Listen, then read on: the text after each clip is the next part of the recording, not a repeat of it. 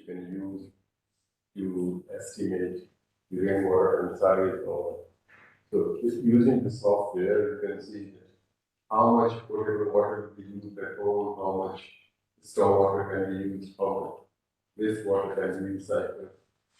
So there are a number of options. The document is very clear, very well documented, and it is available. You can download directly from there, or it is available.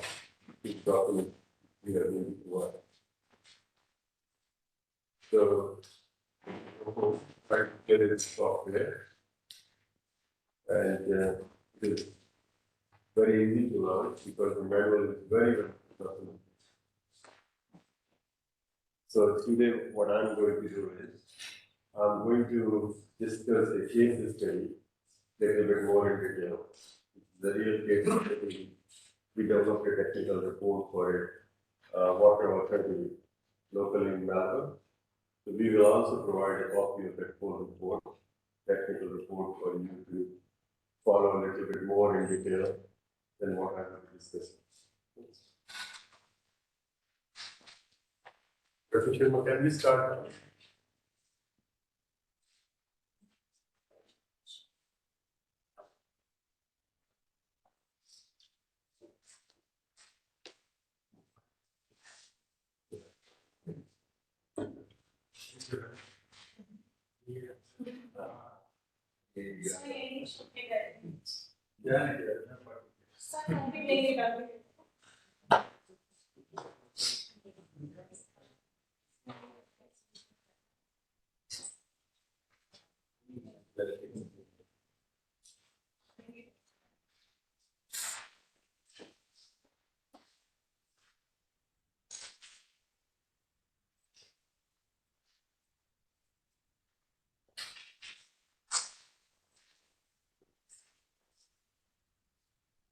Okay, good morning. I think you have enjoyed two sessions yesterday. In the continuation of the discussions we had yesterday, what I'm going to do this morning is I will go through a case study which we did for a local water authority.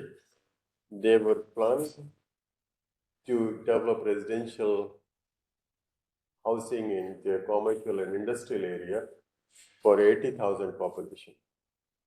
So the total area they were planning for was 3,000 hectares, and they asked us to see what options are available in terms of integrated water management and conduct the conceptual design, the water balance, life cycle cost, and life cycle assessment. There is a difference between life cycle cost and life cycle assessment. We'll go through that a little bit more in detail. So the technical report which we will share with you will provide you a little bit more detailed information about each and every step that I'm going to talk with.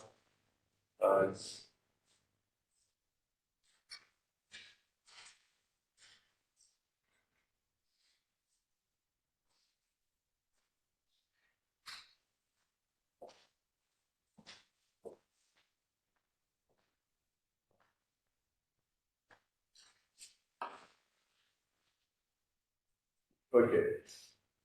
So what we are going to cover is basically the planning and design of sustainable water services for greenfield development. So the greenfield normally we say where there is no development there. So it is a land available, can be agricultural land, can be any barrel land. There is no development before. So normally we use three terms. One is greenfield, another term is infill. In infill means there is a development already, but there is a patch of land which is available within the developed area, and we want to plan any further housing or industrial or residential development there. third term, which we will also use, is brownfield. Brownfield. So the brownfield is where there is already a development, maybe 50, 60 years ago. There is an old, maybe the industrial site, maybe a commercial site, which we want to demolish and put a new development there, which can be residential development, which can be industrial, which can be commercial. So these are the three terms normally being used uh, in different part of the world. I'm not sure how we define over here, but greenfield is very common term. But brownfield and infill, greenfield and infill can be the same, but greenfield is absolutely a new area outside the existing boundary. So I will talk about the case study and which will incorporate integrated water management and water sustainable design approaches. And we will be also demonstrating the application of EcoCycle, which we just showed from where you can download, but we will also share a copy of that software. It has a manual and is buildable software which you can download on your computers and you can play with it.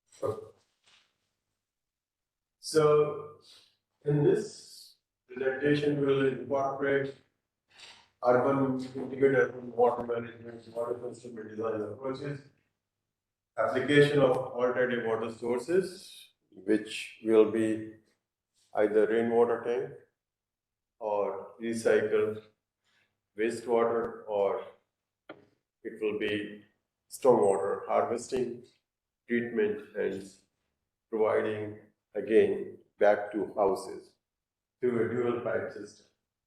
So what is dual pipe system? Sometimes we also call it third pipe. So in houses,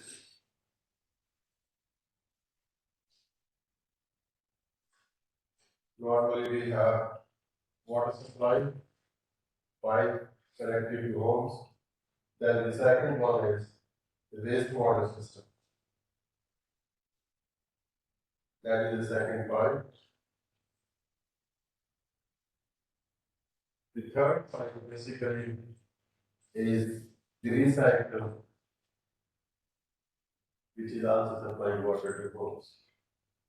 So normally we have two water supply systems, one providing potable supply, the second one providing non-potable supply for the same house. In few suburbs in Melbourne and some within Australia and other cities too, there are few developments which have recycled water supply to homes, and they call it third pipe system, which is a term that has been used because of this reason, because there are one pipe is potable, second pipe is wastewater collection system, third pipe is for non-potable supply.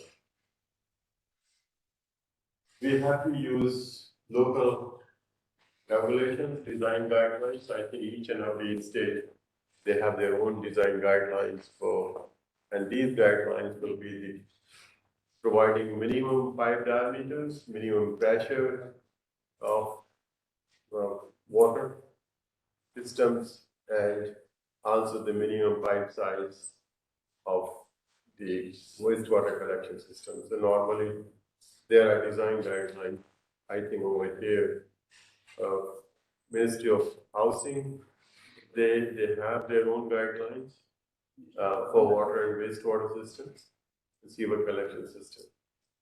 Similarly, in each every country, they have their own guidelines, which are being followed by the or the designers. So in this case, what we'll be talking about is the options which are available at the allotment scale. The allotment scale is basically a single house.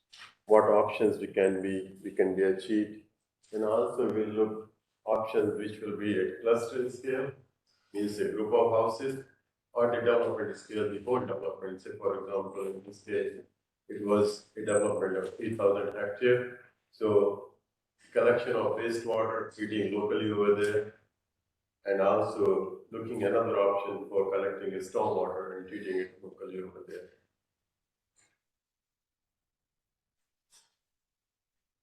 This is just an example taken from a document which you can also download, where they have discussed a little bit more in detail what options can be feasible or can be considered in allotment scale options.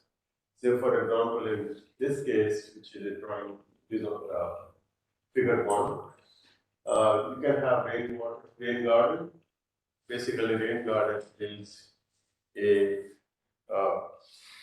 collection of stormwater which allow to percolate underground. That means within the greenfield, the garden area, we can construct a rain garden which can collect some water, and the water can percolate rather than going into the stormwater system. So we'll discuss a little bit more about rain garden in the lecture. And similarly, they can have rainwater tanks which is connected with the roof. That's one option. There can be a swale along the street, and also there can be the porous pavement. The porous pavement, the water which can again percolate into the ground, and that can reduce the flow into the stormwater collection network. So these are some of the options which are available, and more description can be seen. This is the link which has been provided in this presentation.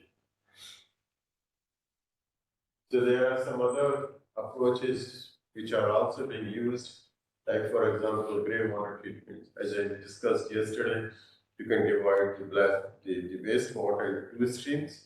One is grey water, the flow which is coming from the showers, and sometimes the flow which is coming from kitchen can also be added, and sometimes the flow which is coming from washing machines can also be added. But normally, as far as the quality goes, it is mostly from the shower, which is a better quality.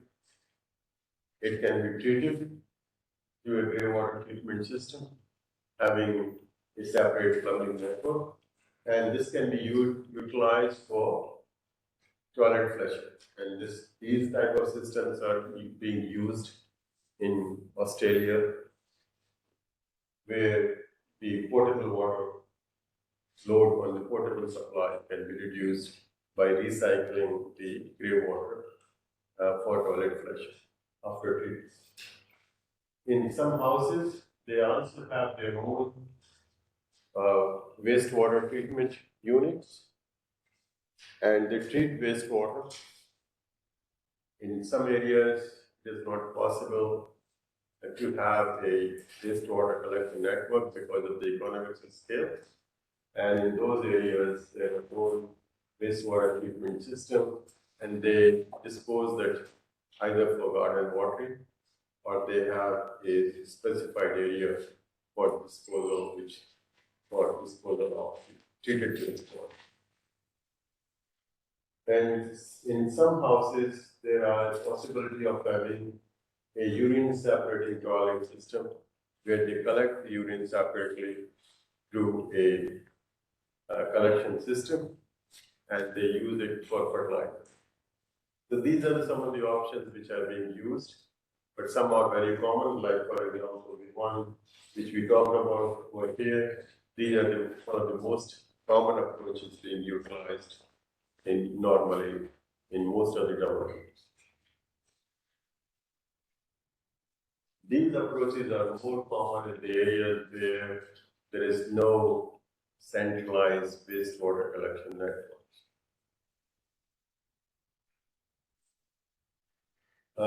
The urban development options like wetlands, sponsity we talked about where most of the stormwater can be penetrated into the ground. We can also harvest the stormwater and also the rainwater, which can be the communal rainwater tank system. We will talk about the communal rainwater tank system, which are for more than one house. The group of houses, they can have common rainwater tank system. We normally call it the cluster scale or communal scale rainwater tank. So these are some of the options which are being described in this document, which is available, which you can download from this website for your reference. There is a lot of other information which also has been added into this document. We talked about local wastewater treatment and reuse, which is very common in cluster scale development because it may be possible that the existing wastewater collection system, it doesn't have capacity to carry the additional load. In that case, they have their own treatment plant and locally they treat it and recycle back to homes through dual water supply system. Similarly, there are cases, there are examples where stormwater harvesting is taking place. They collect local stormwater, treat it to a certain standard through different treatment processes, and then send it back to homes for non-potable applications. So these are some of the options which are now being promoted for users. So this particular diagram I have taken from that book, which is available on the table on water sustainable design. There is a complete chapter on stormwater harvesting, which is quite interesting. For maybe I would suggest please have a look at that chapter, which will give you a significant amount of information. So this is coming from that book. So I'm talking about a case study, which is a development 30 kilometers from CBD, Central Business District of Melbourne. The utility was planning to have a development for 86,000 population, and the total area was in 3,000 hectares, out of which 63% they decided will be residential area, 10% commercial, and 27% for industrial use. And they asked us to plan and design, conceptually design options and see which option is better and why. So we conducted a study, which I'm going to describe, that will give you a little more exposure about the application of different software and techniques, apart from the framework which we discussed yesterday.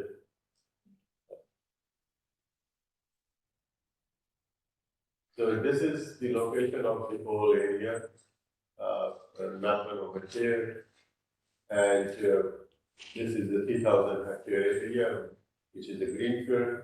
So what we did was that, as we discussed yesterday, we talked about with the utility, what should be the criteria we should consider for this study, because there is no population living over there. So social criteria was not involved. Okay.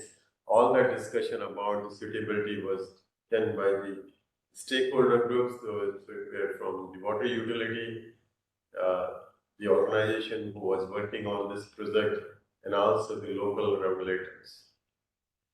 So we discussed, okay, it is not possible to consider all the possible criteria to understand the sustainability aspect, but we were limited to only two aspects. One is environmental, and second one was the economic aspect.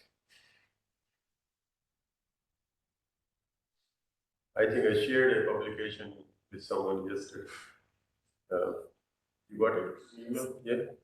So that document will also be available with what all those documents are sharing.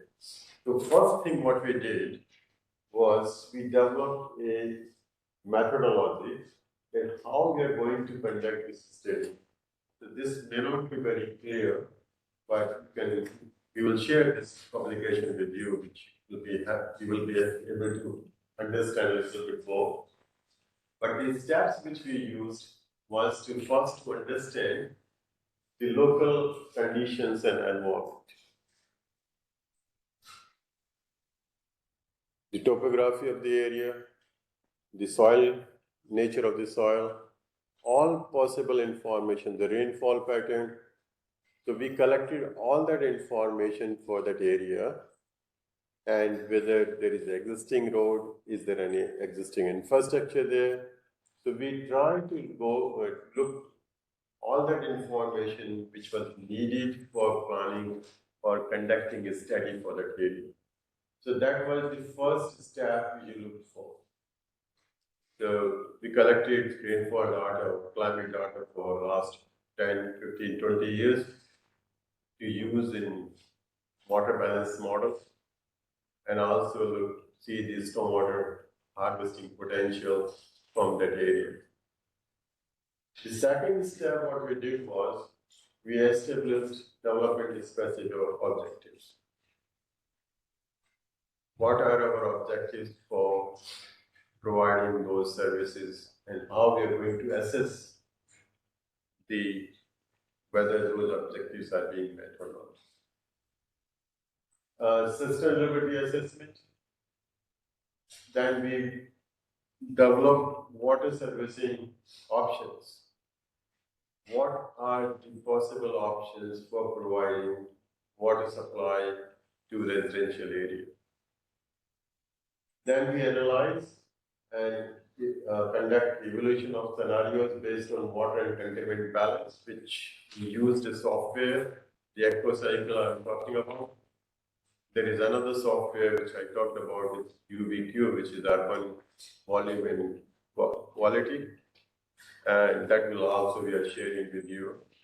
So we use that software to conduct the water balance. The water balance, the idea was that, okay, with those different options for servicing, which I'm going to talk a little bit more in detail, how much of the potable water will be used, how much the recycled water will be used, what is the stormwater flow which is going out of the whole developed area.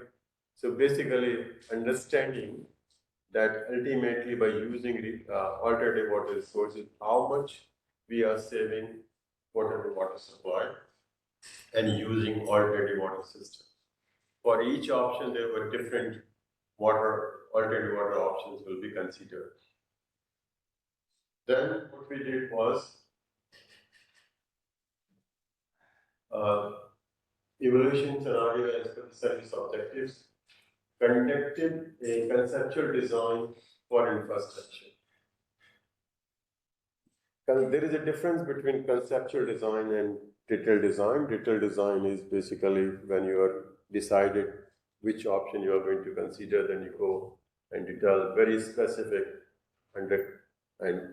but conceptual design that gives you some idea, basic idea about the sizing of the pipes, the pumps, which may not be 100% accurate, but that design is sufficient for understanding or evaluating different options. We will discuss about how to conduct those conceptual designs. I think the technical report which I'm going to share with you, that will provide all that information a little bit significantly in details. Then we conducted life cycle costing. So the life cycle costing that involves two parameters. One is the capital cost at particular time, and then the operation and maintenance, which will be over a period of 20 or 30 years 30, 40 years. basically, normally 30 to 40 years such period enough for assessing the life cycle costing. Because if you consider more than that, it doesn't make much of a difference between the cost. So there is a complete information about how we conducted the life cycle costing. Then what we did, we assessment of service scenarios against sustainability criteria, and then we ranked them based on the assessment.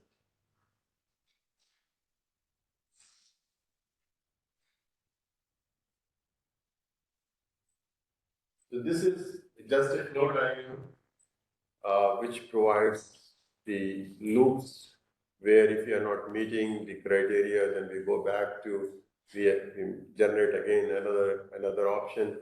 So basically, this is showing those steps which are discussed now, little bit more in a framework manner, which you will get a copy of this documentation of paper too. So these were some of the options which we considered. In scenario 1 or case 1 or option 1, what we consider is a base case. Base case means we will compare all other options with this base case. In base case, what we considered was that okay, will provide water supply for all the applications.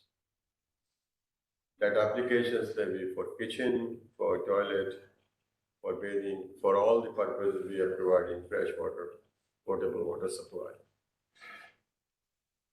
Even for irrigation purposes.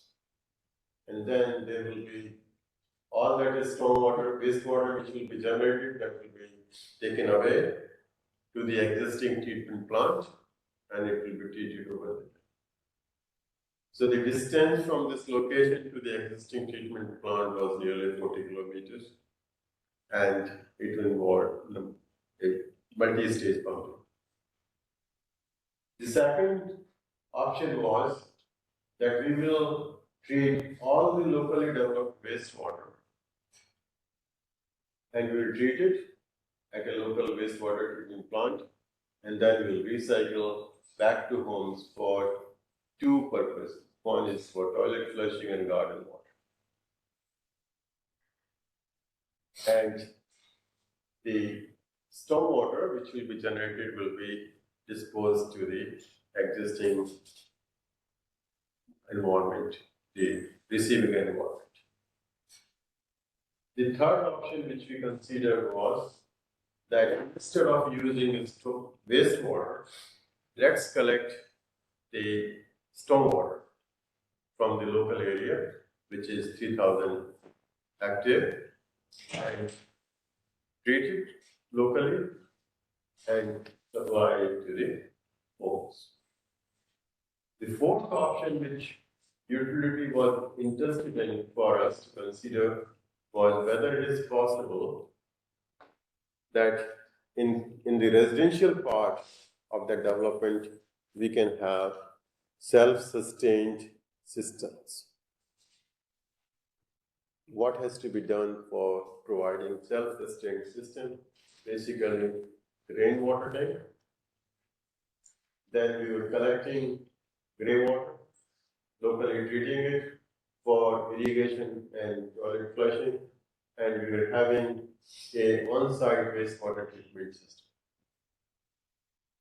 So there is no piped water supply, there is no wastewater collection system. Yes, stormwater was collected and disposed of to the receiving environment. The idea was to see how these four options are working and whether they are meeting our requirements, the functional requirement, and also what is the economics behind those systems. So what we did to start with, these are the four options which I talked about a little bit more. Is documented over here. User demand management. So another aspect which we looked into that when we are providing services to the user, means the reticulation network, where all the water supply was provided to the centralized system and only the potable water was available. Utility said, okay, we'll compare it with only with the usual demand management approaches. So the rate of water supply was slightly different from the supply which we used in case of option B and option C. Okay? We used slightly reduced water demand, and which was the white paper demand recommendation by the state. So we changed the demand or the supply, but that is the consumption per capita by the user. So we consider that each and every home, they will have around 3% per home, and they will have a specific water supply available for them, which I'm going to discuss in next slide. So option D, as I discussed before, because there is no reticulated system, so they further suggested to reduce the water supply to per capita, which was the highest demand management they applied for that analysis. So the assessment was conducted based on conducting the water balance analysis, means for each and every option, how much is the rate of potable water supplied, how much was the stormwater consumed, and how much was the wastewater and recycled water consumed. So that analysis was conducted using a water balance software, which was Aquacycle in this case. And similarly, we conducted the containment balance that under each and every option, how much the total suspended salt, total phosphorus, total nitrogen, BOD and COD was generated, which we are discharging into the environment, the receiving environment. So the idea was to see under each every option how much the difference in those quantities. So less reduction to the environment is the preferred option, but it is not only the contaminant, but we are looking all other aspects too, which we will discuss a little bit more in detail. So the infrastructure conceptual design was conducted for the water supply network, the third pipe system, wastewater collection, treatment and disposal in option B, stormwater collection and disposal and treatment in option C, and the storage requirements.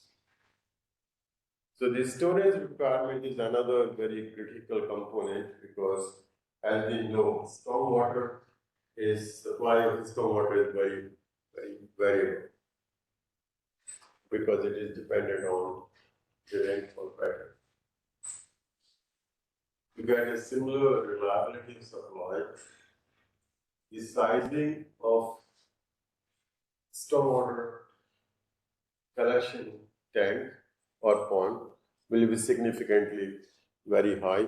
We'll discuss a little bit more in detail about it, why it is happening, because it is mainly because of the variability of flow, the rainfall. In case of this wastewater collection system, the supply is coming to the treatment plant on an annual basis. The flow is significantly uniform. If you look over a day or time, the flow will be from the day point of view, but there will be change in diurnal pattern based on the population, based on how the local community is employed. There are a number of factors, but from the day point of view, overall, it will be quite uniform. But during the day, it can vary. But over the day, daily point of view, in case of the wastewater, the amount which will be coming to the storage tank will be quite uniform. There will be some changes because in rainy season there can be inflow infiltration into the sewer net, where the quantity of flow can increase because of that. But in case of the storage which is for stormwater, that inflow is significantly very highly varied. In that case, the size of this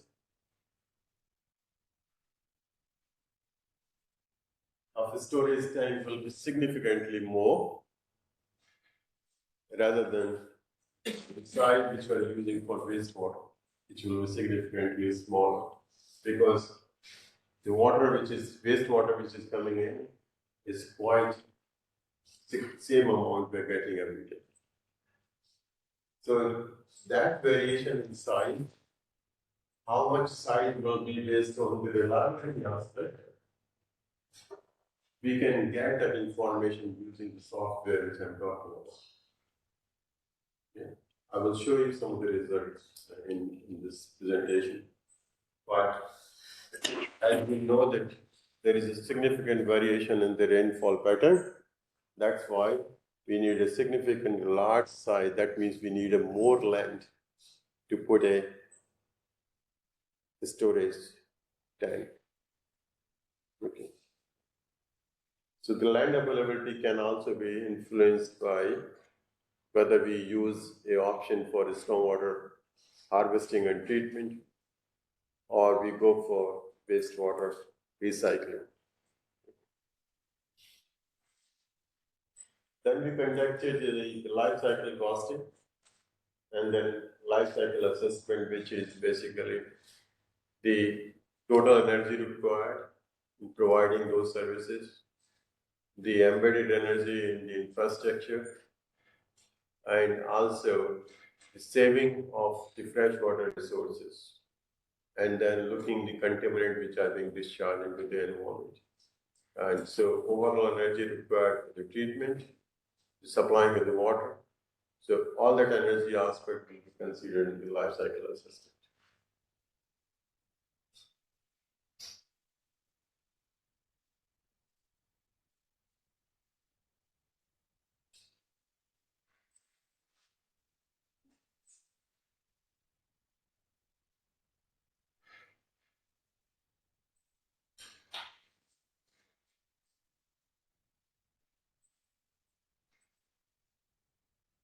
Okay.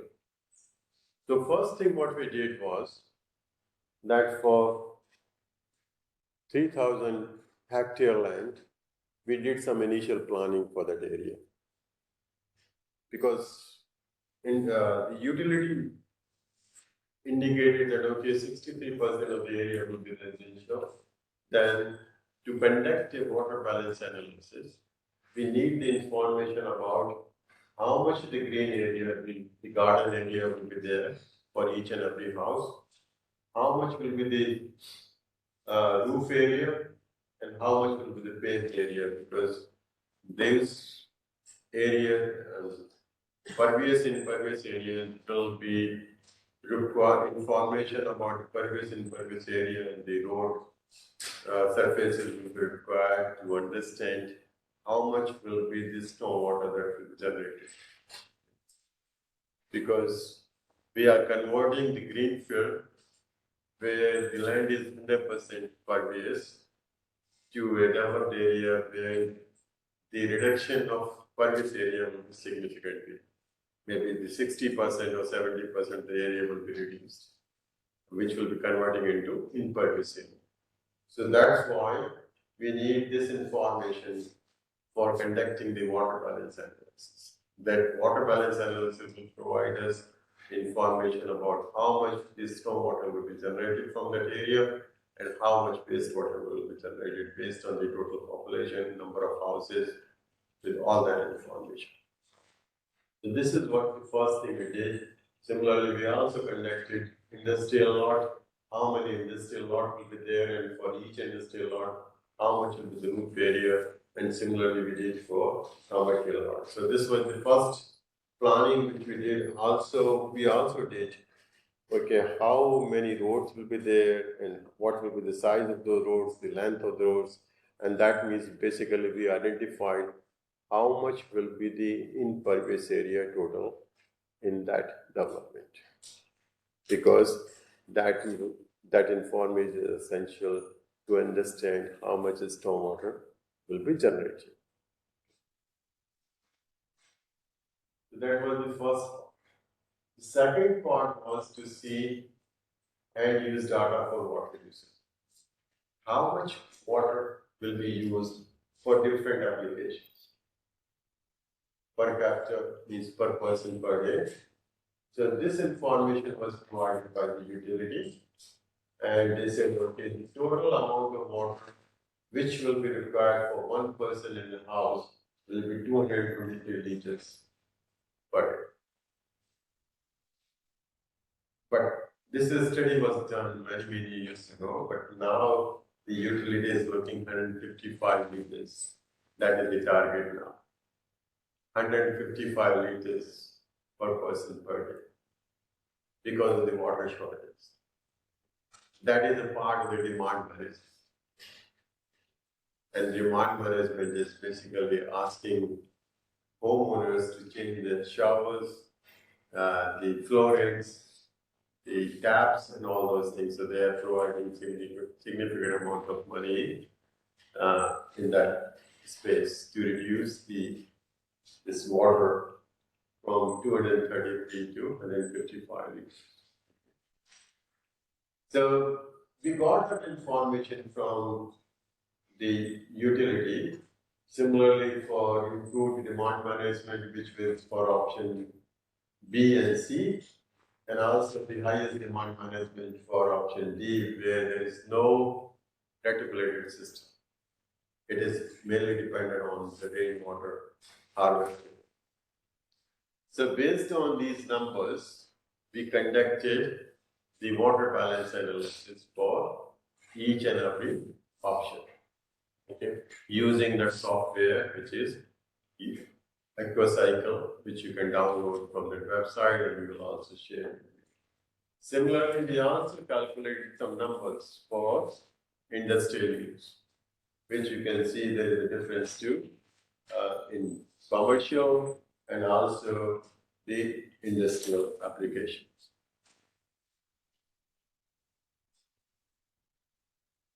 So the EcoCycle is a software which is a daily urban water balance model, which has been developed to simulate the total urban water cycle as an integrated whole, and provide a tool for investigating the use of locally generated stormwater, wastewater as a substitute for imported.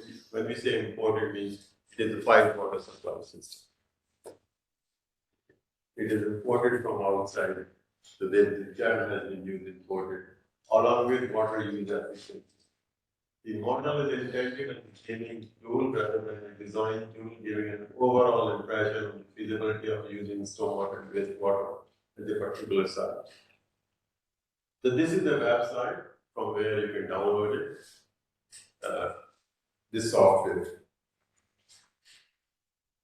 This is the structure of this EcoCycle modeling tool: precipitation, evaporation, imported water supply into the urban area, and also the application usage, the impervious area, which will help us in developing the runoff, and the discharge into the groundwater. So there is an input screen where you can provide all that information about the water application, the impervious area ratio, and all that information in the software to get that final result for how much water has been used, how much stormwater will be generated, how much wastewater will be generated. So this will provide you the overall. So this is basically a black box where EcoCycle daily urban water balance model. It needs data for climate, that is for rainfall, and also for evaporation. So you can provide data for 20 to 30 years. I think the limit is up to 40 or 30 years, I'm not very sure. But you can have 15 to 20 years data. That means you are also looking in your output that with the change in the climate rainfall over time, what will be the variation of the stormwater generation? Okay, so that you can plan that, okay, during such and such year, the stormwater generated was minimum, in this particular year it was more. And this information is much more important if you are thinking of using rainwater tanks. In case of rainwater tanks, the availability of water for in-house uses is directly related to the rainfall pattern. So it will give you an overall average value over the analysis period, which can be 10, 15 years. But this software will also provide year-wise application or the usage of rainwater or generation of stormwater or the use of imported or pipe water supply. So all that information can come from this software, which is very simple to use. Okay.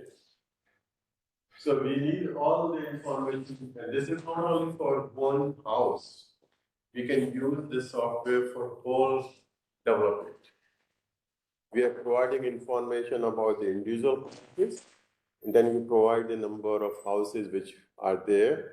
We can have different clusters too. The cluster means that in certain area of zone, the size of the allotment can be 500 square meter. There can be another cluster which can have the residential size of 600 square meter. It can have 400 square meters. So you can generate different clusters. And you can provide that information. You can plan, okay, in my development, there are 5 types of residential developments. There is a few high-rise buildings, there are a few single-story buildings, there are a few smaller size allotments. So you can have different clusters.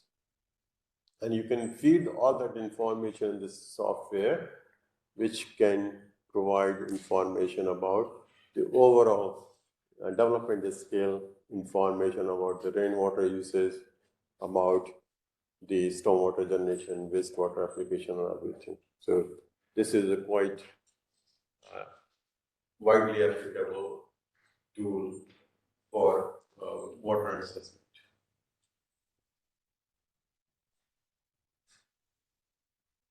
There is another software which is the upgradation of EcoCycle, which is urban volume and quality. This was developed by the same researcher, a PhD student. She was working with CSIRO, where I was also working for 10, 12 years. And CSIRO contributed some money to upgrade the EcoCycle. And it has the additional feature of contaminant balance. So not only the water balance, which was a part of the EcoCycle, but this software can also provide you information about the contaminants generated because of different objects. Rather than in EcoCycle, if you use EcoCycle, then you have to have your own Excel sheet, and then you can generate the contaminants load in different options, but this can provide you that additional information too. Earlier, it was available on their website, but unfortunately, it has been taken out. But I have a copy in which I have provided. So either you can use EcoCycle or UVCube. They are the same software, but this has additional, and you will have manual for both. Okay. So you can learn this software very easily.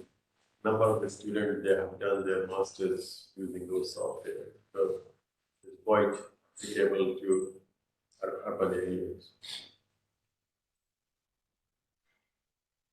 So using, we used EcoCycle for this study.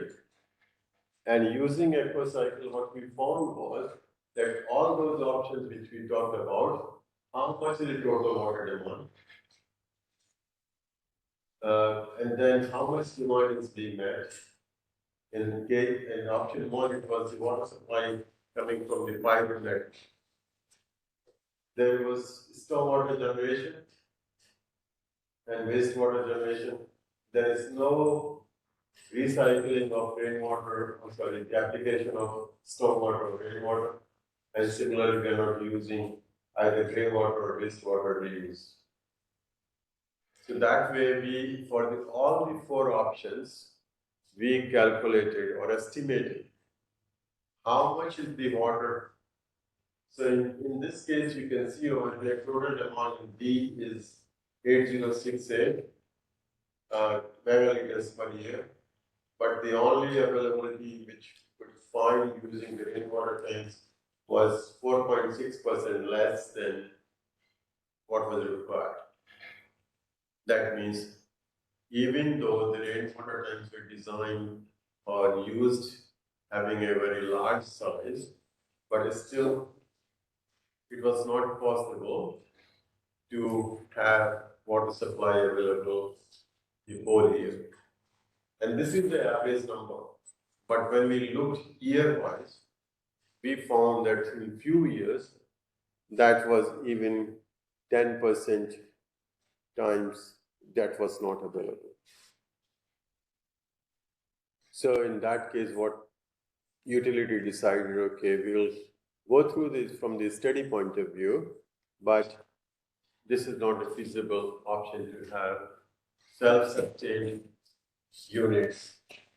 So this is where we use greywater systems. And option B, we used the wastewater. It was 567 quantity, which you can see over here. So this way, we got the information about the application of various resources. So this is one part, the whole study which we conducted using EcoCycle. One set of data for multi-criteria analysis. One set of data. So this is the same thing showing in a graphical form.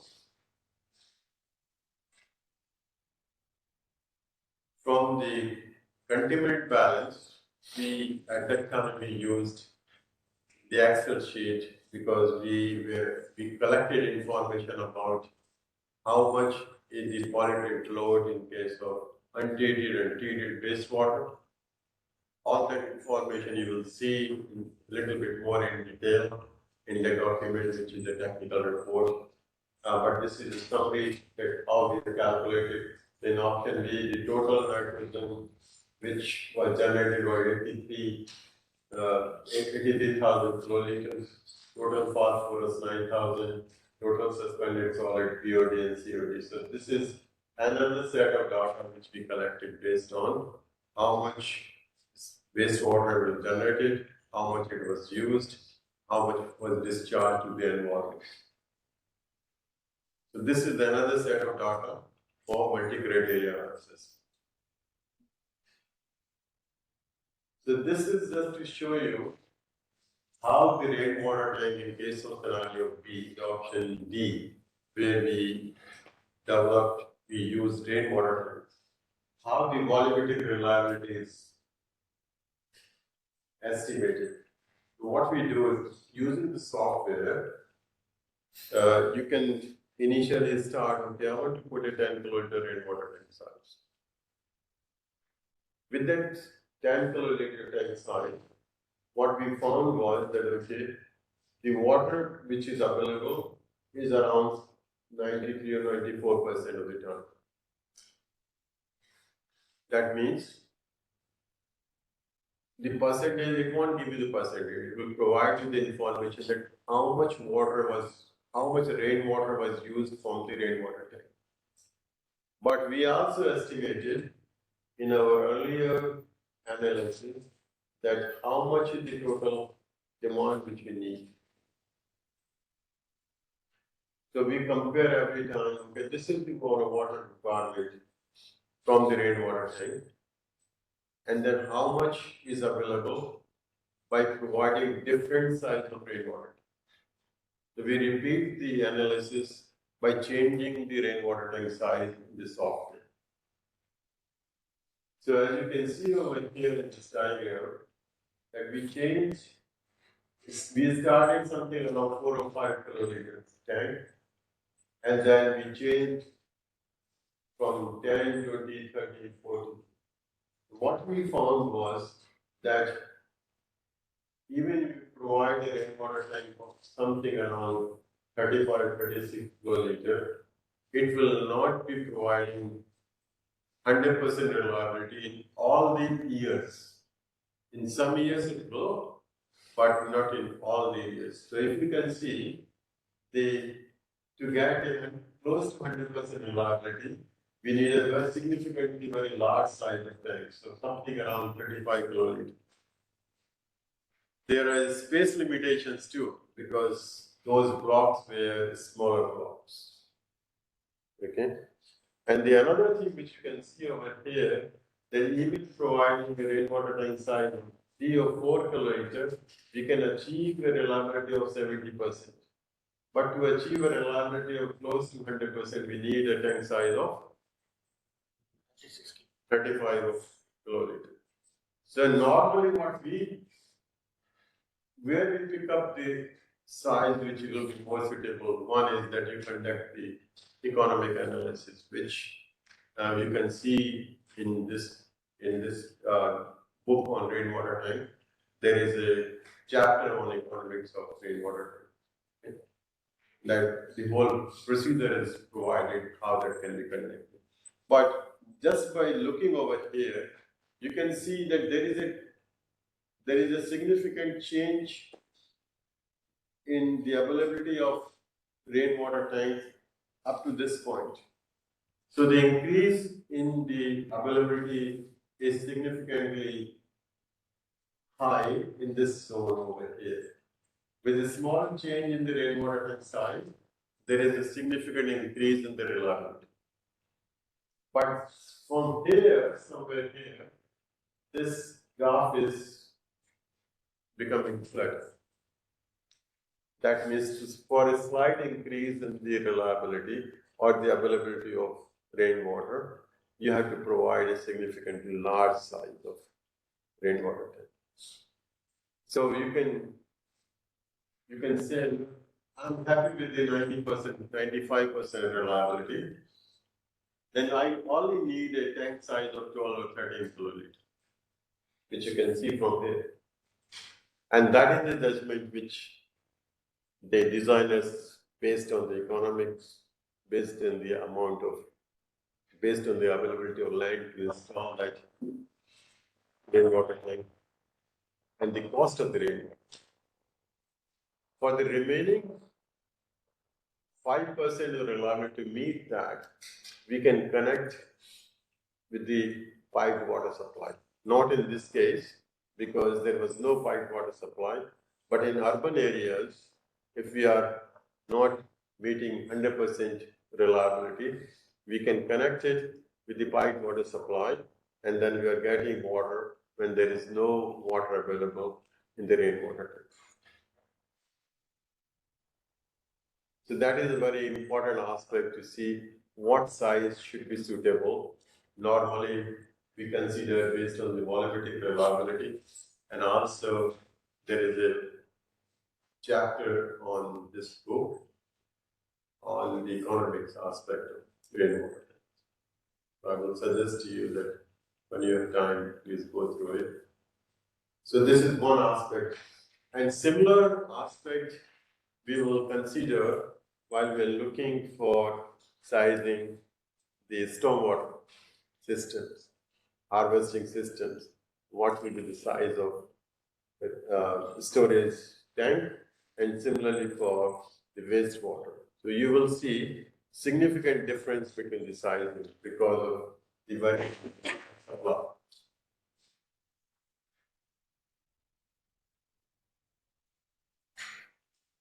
So this is on this axis you can see the stormwater storage volumes. On this axis you can see wastewater storage volumes, and then on x-axis you can see the reliability.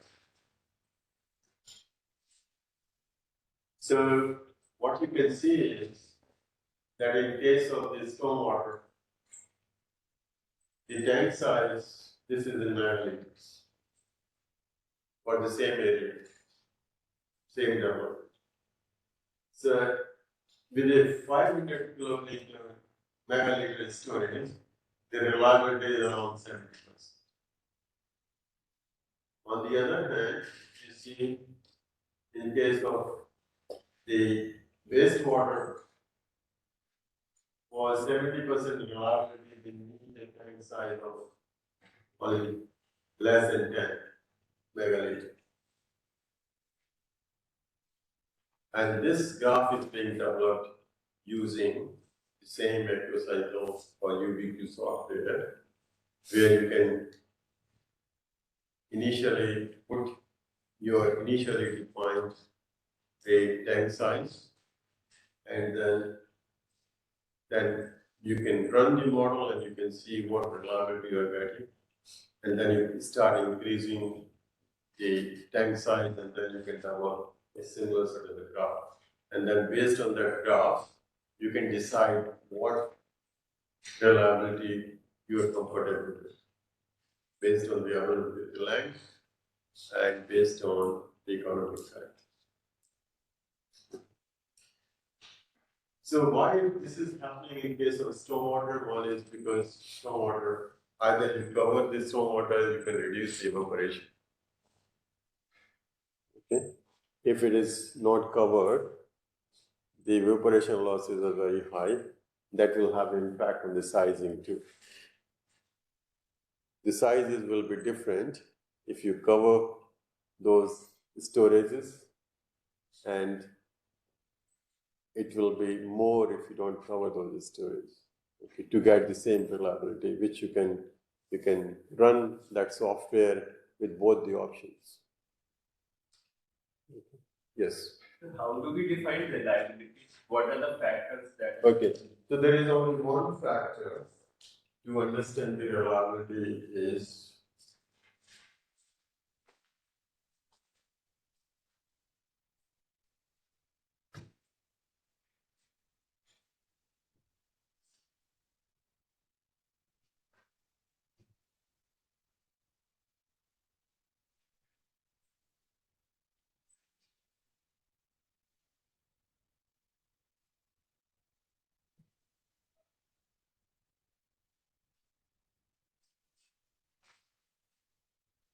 let's consider on a one residential unit which has a roof area, maybe 50% of the total land, and then we're collecting rainwater from this whole roof area, and then we have a circular rainwater tank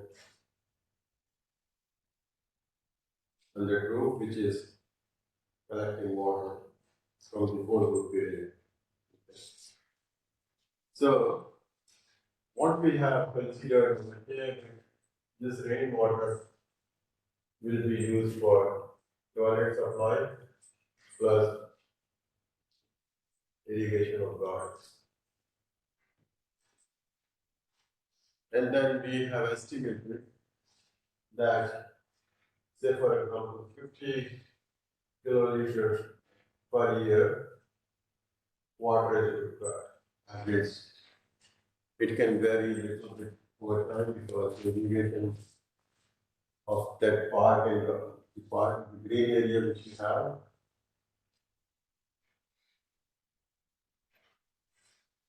But on an average, say for example, we need 50 kiloliters per year. But from this rainwater tank, using a 5 kiloliter tank, we are only getting 40 kiloliter per year on an average. it can be different in different years based on rainfall pattern. So this hectocycle can give you average values, also the yearly values. So the volumetric reliability will be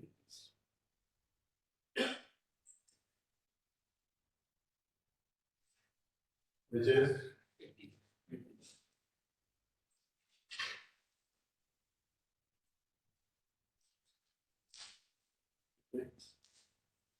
so this is how those values are calculated. It's purely on basis of supply and demand. Basic, only the supply and demand, which will be dependent on the size, the roof area, and how much they demanding the demand. Okay. Roof area, the rainfall pattern, and the size of the tank, and the demand. These are the factors which will be dependent on this volume that will impact the volume. Any other questions?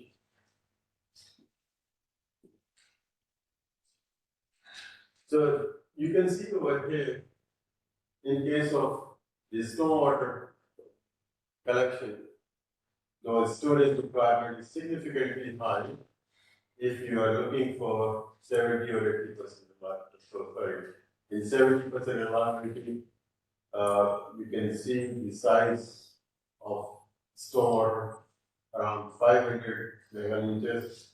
As you increase to 80, it is increasing again and again and then. If you are looking for high reliability, then for a very high reliability, say 95, it will be around 1,000. But to get more than between 90 and 100, the size increase in size is significantly more. So that is the decision which has to be made by the designers where to pick up the reliability. And then if you're looking at 90% reliability, then you think about from where the additional water will come. From where we are going to provide additional supply, whether it is coming from potable supply, which is a very, and then if you're thinking about that we will provide that additional supply from portable system, whether we have the capacity, that variability during those days to supply it. There is not only one aspect that has to be looked into, there are multiple aspects that has to be considered.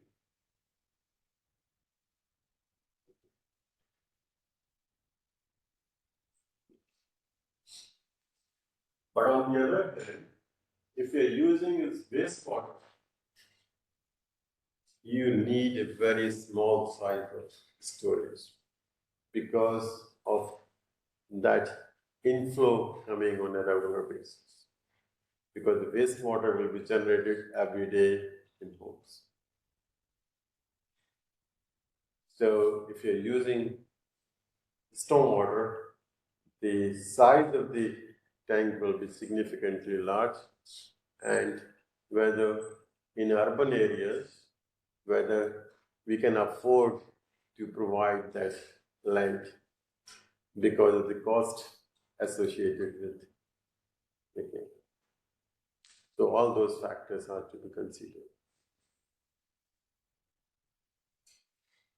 But what you can do is, you can take all that water, stormwater outside the city area, and then you see before discharging into the receiving environment whether you can provide some storage there. Or you can divide that storage capacity into different regions, different sections. So that way you are planning your stormwater collection system to meet our requirements. It is a game of thinking and planning of our system to meet our requirements. There is no one solution. The topography is again going to play a significant role in the stormwater collection.